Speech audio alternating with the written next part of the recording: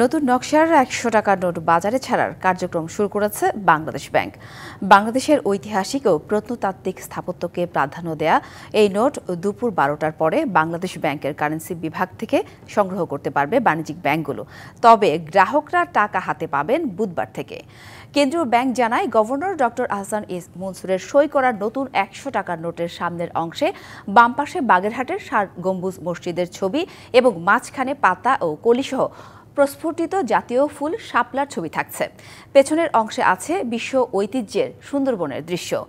জলছাপ হিসেবে দেখা যাবে রয়্যাল বেঙ্গল টাইগারের মুখ, নিচে ১০০ সংখ্যা ও বাংলাদেশ ব্যাংকের মনোগ্রাম। প্রথমে বাংলাদেশ ব্যাংকের মতিঝিল অফিস থেকে ইস্যু করা হবে এবং পরে ধাপে ধাপে কেন্দ্রীয় ব্যাংকের অন্যান্য শাখা থেকেও পাওয়া যাবে। এর আগে একই সিরিজের ১০০০, ৫০ ও ২০ টাকার নোট ছাড়া হয়েছে। বাকি মূল্যমানের নোটও পর্যায়ক্রমে চালু করা হবে।